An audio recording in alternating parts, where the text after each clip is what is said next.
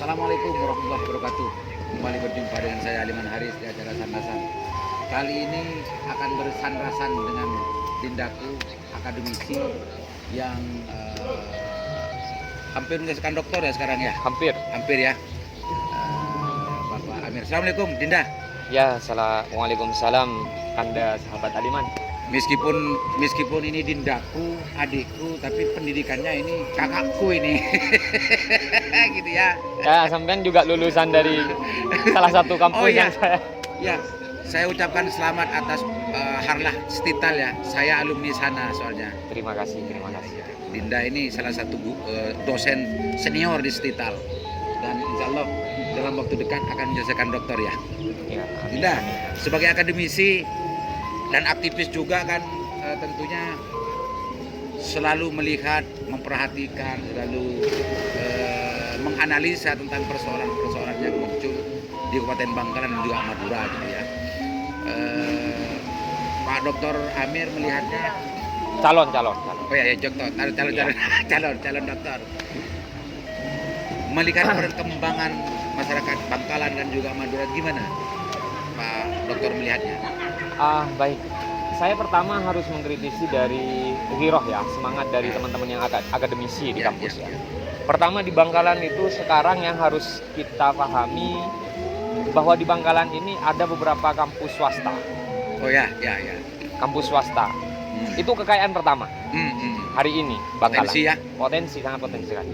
Yang kedua, kita bisa melihat adanya organisasi-organisasi yang sudah bermunculan di Bangkalan itu, mulai dari paling bawah sektor desa sampai ke kabupaten. Dan semuanya itu digagas oleh teman-teman yang sahabat-sahabat yang dari kampus akademisi. Hanya saja kita harus lebih sedikit jeli di sini. Pertama, ketika ingin melihat kondisi Bangkalan hari ini, kadang hal-hal yang banyak itu menjadi persoalan atau kelemahan tersendiri. Pertama ya, yang banyak ini titiknya kuncinya, yang banyak terkadang menjadi persoalan sendiri. Ini menarik. Iya, yang banyak ini. Justru kampusnya banyak. Kalau yang lain banyak itu justru menjadi potensi dan itu adalah sebuah kekuatan gitu. Tapi ini justru menjadi kelemahan. Kenapa? Ini menarik. Akademisi ini pasti ada penjelasannya. Kenapa? Pertama, sektor kampus. Keberadaan sektor kampus yang banyak di Bangkalan ini potensi, katanya Bang Aliman tadi, sahabat Aliman. Cuman di sini kurangnya komunikasi secara aktif antar kampus. Itu satu. Yang kedua, banyaknya organisasi-organisasi yang bermunculan. Organisasi kepemudaan, organisasi baik LSM sekarang yang bermunculan. Cuman mereka ini masih kurang koordinasi juga, kurang komunikasi. Gitu. Untuk memajukan desa harus dibangun yang namanya satu gagasan yang dimunculkan karena mereka akademisi, kan seperti itu. Dinda, ya. Kemarin ini Pak Sarip, rektor UTM, sudah mengadakan forum rektor kayaknya se-Madura, tapi dalam konteks Madura Provinsi. Dinda kok mengatakan bahwa kampus-kampus tidak ada komunikasi? Baik. Kalau persoalan komunikasi selesai di pimpinan, ini kan menjadi kelemahan tersendiri. Gitu. Harusnya kalau memang komunikasi antar pimpinan ini di kampus swasta sudah selesai di UTM, disosialisasikan, disampaikan. Di kampus itu ada yang namanya LPM. Iya kan? Lembaga LPM kemudian sekarang menjadi P3M. Ya, P3M ini. Kemudian ada yang namanya PJM juga. Ini sebenarnya kan yang mewadahi di bidang pengabdian dan penelitian. Ya seharusnya kan pihak pimpinan ini setelah di UTM itu kita bawa di ranah kampus masing-masing. Gitu loh. Sebagai akademisi dan juga aktivis itu dan mengerti tentang masalah fungsi-fungsi dari kampus dan semacamnya, apa selama ini peran dan juga fungsi dari kampus-kampus yang sudah banyak menurut Dinda itu masih belum terasa di masyarakat? Oke, baik. Sekarang ini masyarakat sudah sedikit bergeser pemahamannya bahwa mereka itu juga membutuhkan yang namanya fasilitator. Jadi fasilitator ini kemudian dimunculkan dari pihak-pihak kampus akademisi dan juga dari desa, dari teman-teman organisasi kepemudaan yang di desa. Nah, kita kemarin itu karena saya di Stital ini ya, karena saya di Stital, kita rubah mindset yang hanya sebatas mengabdi, kemudian mengabdi selama 15 hari atau 30 hari ya KKN. Itu ya.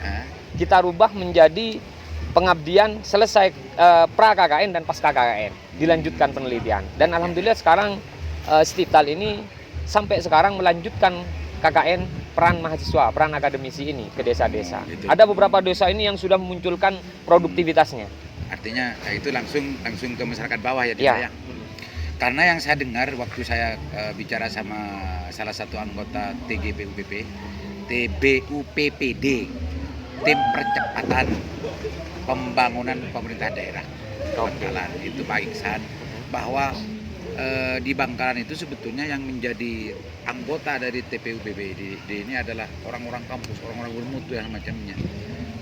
Dinda tadi sempat mengatakan bahwa semacam pesimis itu ya tentang masalah peran-peran dari kampus terhadap pembangunan di Bangkalan gitu ya.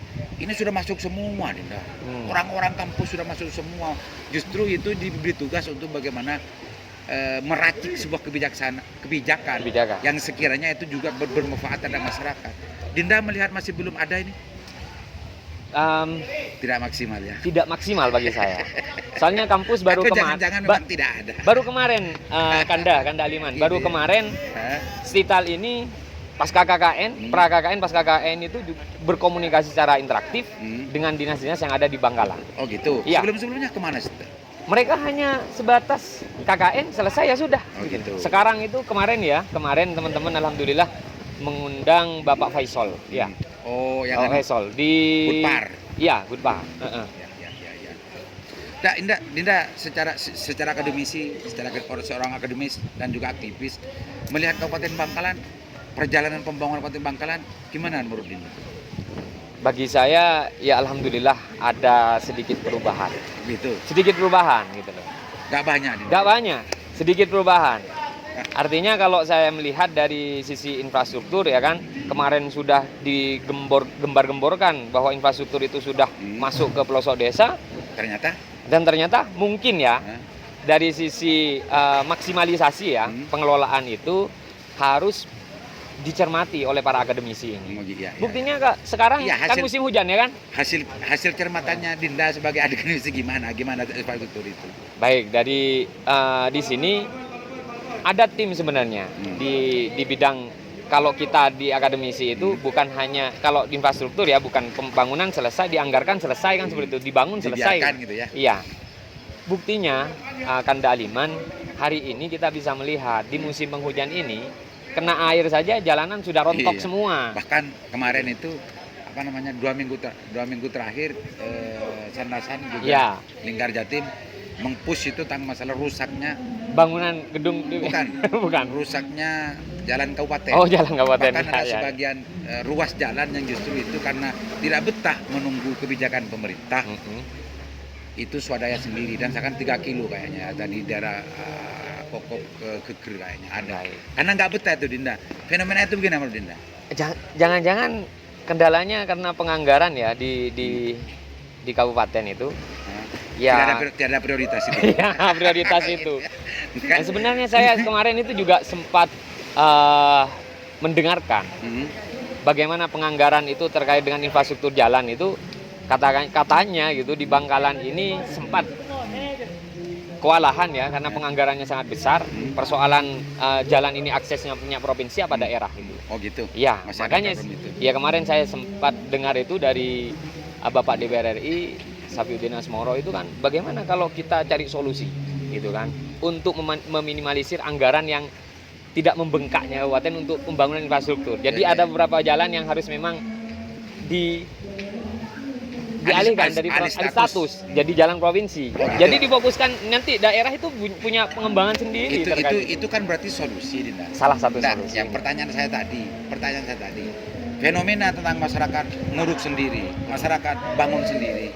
Ini apa bentuk itu bentuk dari sebuah kesadaran masyarakat terhadap pentingnya pembangunan atau bentuk protes masyarakat terhadap pemerintah daerah yang justru dianggap tidak tidak responsif terhadap persoalan di masyarakat. Karena saking lambatnya respon dari pemerintah daerah, kemungkinan ada kesadaran warga sekitar itu terkait dengan infrastruktur. Ya. Pertama memang di situ ada 2 poin Bang Aliman gitu. Yang pertama memang kesadaran masyarakat, yang kedua itu merupakan bagian dari kritik terhadap pemerintah daerah. Oh gitu. Gitu. Iya, harus ditegaskan lagi itu. Harus dipahami. Kalau Dinda sebagai akademisi bahwa itu dianggap sebagai sebuah nilai kritik, coba penjelasannya apa itu? Baik, ini. Kalau semisal itu apa tidak janggal? Apa tidak janggal? Ya kan? Ya, apa ya. pemerintah daerah kita santai-santai saja gitu kan? Oh gitu. Iya. Wah itu mafhum mukhalafahnya gitu. Jadi kita itu ambil hikmah dari apa yang digagas oleh beberapa kelompok masyarakat ya terkait dengan infrastruktur itu. Tapi jangan lupa juga Bang Aliman. Itu harus dipahami terkait dengan pemberdayaan. Hari ini berapa sih di bidang pemberdayaan yang dianggarkan oleh APBD untuk masa kita gitu loh. Belum men-tracking tentang masalah. Itu nanti kita bisa kita kritisi lebih dalam terkait dengan itu. Dina kan ada 2 tadi ya. Ada 2. Satu mungkin itu salah satu dari bentuk kesadaran masyarakat terhadap bangunan. Yang kedua bentuk protes. Kalau Dinda memprosentase apa kesadaran sendiri atau protes yang lebih besar? Oh, jadi prosentase ini ya? Prosentase. Jadi nilai akumulasinya kayak apa? Gitu. Apa kesadarannya itu berapa persen? Semangat protesnya yang justru lebih banyak atau gimana? Sebenarnya kalau pemerintah daerah ingin memahami, itu bagian dari kritik yang bagus, gitu loh, positif dari warga, gitu kan. Tidak menunggu anggaran dari daerah, gitu kan. Yang itu yang menjadi catatan, gitu. Protesnya di mana? Mosok jalan selebar itu, jalan akses sepanjang itu. Bahkan itu adalah jalan kabupaten. Bukan jalan desa. Iya. Jalan kabupaten. Jadi variabel yang dikritisi oleh Dinda, satu jalan kabupaten. Kenapa itu protes gitu kan? Iya. Yang kedua, masyarakat membangun sendiri. Maka atas kesadaran. Dinda melihatnya ini adalah lebih banyak ke nilai protesnya ya. Kalau dipresentasikan itu ya saya pun juga positif thinking terhadap orang-orang itu, bahwa mereka itu berangkatnya dari kesadaran. Jangan-jangan ini bentuk dari kesuksesan Pak Bupati untuk bagaimana membangkitkan kepedulian masyarakat untuk kepentingan pembangunan. Menyadarkan diri akan kepedulian mereka terhadap daerah Bangkalan gitu ya. Pembangunan. Apalagi jangan-jangan seperti itu. Anda ya. Yang Dinda lihat. Ya kalau kita lihat dari kondisi masyarakat real di desa dengan perekonomian seperti itu, gitu kan? Jauh ya? Jauh ya. Iya. Artinya Dinda lebih srek dari variabel-variabel yang dianalisa fenomena ini adalah protes gitu ya Dinda ya. Protes terhadap daerah. Jadi bagi saya ya ayo kita bangun bersama, pemerintah daerah juga harus menyadari. Sarannya Dinda, kalau itu protes, sarannya kepada pemerintah daerah respon itu ya, dengarkan itu gitu. Oke. Itu harus menjadi catatan tersendiri bagi pemerintah daerah. Di sini pemirsa, siap. Pemirsa, pemerintah daerah, kepala dinas, Pak Bupati, Dinda akademisi dari Sepital ini minta untuk fenomena pengurukan sendiri, membangun sendiri jalan kabupaten adalah harus menjadi catatan besar gitu ya Dinda ya? Iya betul. Harus menjadi catatan besar. Karena itu Bang Aliman, itu akan menjadi kendala baik sektor ekonomi, perekonomian, pendidikan, keagamaan. Ya namanya tradisi orang-orang desa itu kan setiap hari hampir itu tradisi keagamaan muncul. Musim hujan, Bang. Musim penghujan ini ya mereka sulit untuk akses ke lembaga untuk belajar, sulitan bagi. Fungsi akademisi, fungsi kampus banyak, fungsi yang lain-lain sudah kita bicarakan. Tentang masalah fenomena yang muncul juga kita bicarakan. Barangkali ada yang lain-lain yang menarik menurut Dinda tentang masalah pembangunan di Bangka. Yang menarik selain di sektor ini ada kira-kira? Ya kalau kita ingin menggali potensi, ya kita harus juga ingat pada salah satu program yang belum digagas secara maksimal, yaitu pemberdayaan sendiri. Pemberdayaan. Justru pemberdayaan ini menjadi prioritasnya visi Pak Bupati. Pak Dinda tidak melihat sektor pemberdayaan ini tidak ada dalam kebijakan-kebijakan tahunan dari Pak Bupati? Belum. Menjadi salah satu, kemarin saya baca bahwa memang pemberdayaan ini masuk dalam program pemerintah Kabupaten Bangkalan. Hanya saja penganggarannya ini kan harus diperjelas juga. Berapa persen yang dianggarkan untuk pemberdayaan? Kan seperti itu. Jadi pemberdayaan bukan hanya sebatas kemudian kita ngasih program selesai itu. Dibutuhkan adanya pendampingan, pembelajaran di tingkat desa sampai ke bawah itu. Kalau urusan kebijakan dalam komposisi APBD, kalau memang ada, berarti Dinda melihatnya adalah ada persoalan di aktualisasi gitu ya dari program itu. Bukan dalam tentang masalah bagaimana kebijakan tentang pemberdayaan itu menjadi salah satu dokumen kebijakan di APBD, bukan ya. Tapi diaktualisasi, realisasi ya. Dari pemberdayaan itu masih tidak maksimal dan cenderung asal-asalan gitu Dinda ya. Nah, iya itu harus ditata lagi. Harus asal-asalan. Iya. Jangan-jangan memang akademisi yang tidak memberikan sebuah konsep yang jelas. Kita mau ke sana gitu. Kita mau ke sana. Tapi khawatirnya ya kan nggak diterima. Harusnya ya kan sekarang loh Pak Aju saya pun apresiatif terhadap pemerintah Bangkalan hari ini. Untuk ke depan kan masih ada sisa-sisa ya kan. Sisa-sisa kepemimpinan pemerintah Raden Kyai Haji Latif Amin ya. Agar dimaksimalkan sisa-sisa ini dan semoga itu terrealisasi dengan baik. Tidak hanya baca benar gitu. Harapannya ya. Harapan gitu loh. Jangan-jangan mimpi bukan harapan, bukan ya. Harapannya. Harapan besar. Oke Dinda, terima kasih banyak. Barangkali ada hal yang lain memang yang mau lebih ditegaskan Dinda. Karena kalau akademisi melihat kan lebih detail, lebih jeli dan semacamnya. Orang-orang awam melihatnya tentang masalah perjalanan pemerintahan daerah dan juga hal-hal yang lain itu kan dianggap wajar-wajar saja. Tapi kalau akademisi dan juga apalagi aktivis biasanya menemukan sesuatu kejeliannya, nalar kritisnya dan segala macamnya, bisa menemukan sesuatu yang sebetulnya penting untuk segera diselesaikan. Barangkali ada yang mau ditegaskan lagi, tidak? Silakan. Dari saya akan Daliman, saya akan kembali pada yang awal. Maksimalkan kembali komunikasi antar kampus, kemudian maksimalkan lagi juga komunikasi antar organisasi kepemudaan di desa. Saya yakin semuanya mereka berangkat dari akademisi, ya kan. Kemudian dan tolong pemerintah daerah dari dinas terkait, ya kan. Hasil dari penelitian dan hasil dari tulisannya teman-teman untuk direspon dan diwadahi juga difasilitasi. Semisal kita menemukan dari sektor kebudayaan, kemudian ekonomi kecil menengah ke bawah, tolong difasilitasi itu.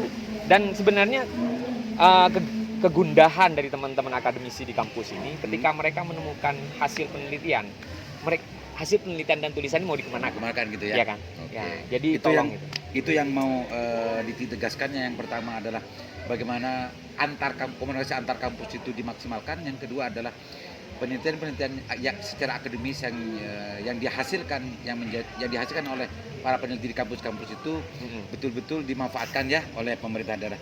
Karena nalar kritisnya yang mengeluarkan penjelasan itu ada hal-hal yang tidak begitu responsif pemerintah Bangkalan ini mungkin, sehingga Dinda Amir muncul ingin menegaskan tentang kedua persoalan itu, gitu kan? Betul.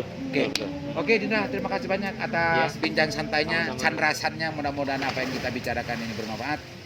Demikian dari saya. Assalamualaikum warahmatullahi wabarakatuh. Salam. Audio Jungle.